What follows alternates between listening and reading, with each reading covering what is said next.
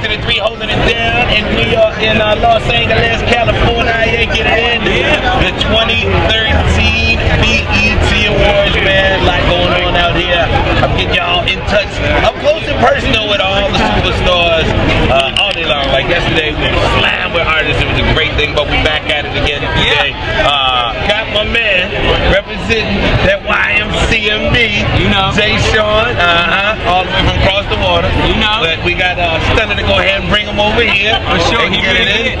So what's the haps? Man, I'm all good, man. Like I said, shout out to New Orleans, obviously. You know, YMCMB. You know, the family, they treat me good, man. They signed me 4 years ago. I'm actually I live in America now, but they signed me 4 years ago, and since then, man, it's crazy. I put out a record called Downward Trap. The beautiful thing for me, man, was a #1 Billboard record.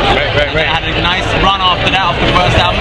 I'm back again, my second album. Yeah, because some of them original records were like #1. You could not get away from a Jay Sean record, man, for like a crazy run. For sure. It was really interesting because like you were kind of the first pop act that YMCMB or Cash Money had ever dealt with, you know, and it was a great success. It was a great success, but you know, I took a breather from there and set up my next album, and I had to get this one right. You know what I mean? Here's the thing, you know, when people are making albums nowadays, you know, I think there's two things in their mind. Like, they understand that fans have a shorter attention span. Let's be real, they do. Back in the day, ADHD, you know what I mean? Back in the day, we would happily wait, okay, 5, 6 years. Michael Jackson used to take like years between each album. Come on. It's a microwave society now. It is. So there is a pressure to make albums quickly, but then what happens if you make disposable records? You don't make quality music, and I didn't want to do that, man. This is my 4th album. I've been going for 10 years now. For me, I was like, without being sounding arrogant, it's more a case of my fans deserve some great music. I'm not going to sell them short and give them some disposable. So will it be, this project be more pop or a little more R&B, like some ballads and what have you? Okay. That's where I went, because before I got signed to Cash Money, they actually signed me off the back of a song called Ride It, which was one of them sexy slow jams, man. You know, the joints that you just like, yes.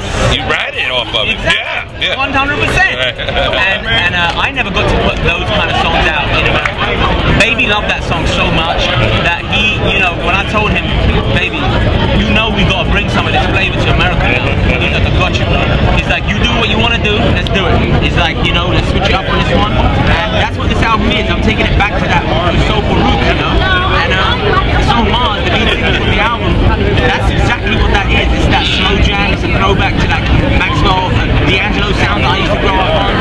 And one thing I put out of my mind was what's popping up on the radio. I was like, I don't care what they're doing, because trust me, some of our best R&B cats went home, and we need them to come back. Right. You know come back to the light. You know what I'm saying? Because we lost that in the next few years. So that's why I'm so glad to be a part of this new movement. I feel like it's coming back. So first, like, how did that happen? No, it's crazy. Well, basically, like I said, I've been really blessed to have a worldwide fan base. Okay, so any country in the world, you name it, bro, I've got fans in, I've got I'm very blessed. So as a result of that, any song or video I put up on YouTube used to get crazy views, right? It would be in the millions.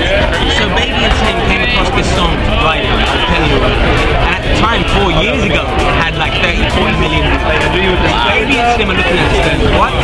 Hold on, we love this song, but we ain't never heard it here. And plus, we ain't never heard of this guy. Who is he? So they were, of course, interested. They were like, we need to be a part of this. They're smart guys, come on. They were like, we need to be a part of this. So they called me over, we sat down, and I told them, hey guys, you know, I've never had a record deal in America. They were like, well, we want to put you out here. And I was like, I think it's going to work out beautifully.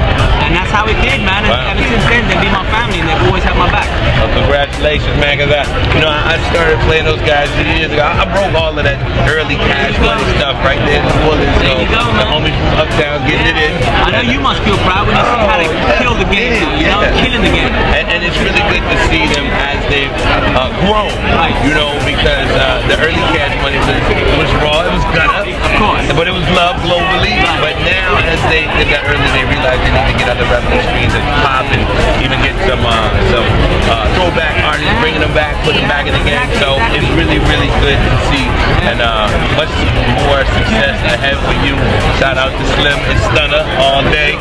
sure. And I see you when you touch down in the end. My man Jay Sean, Thank you. holding it down. 2013 BET Awards, we getting it in. YMCMB in the building. Right.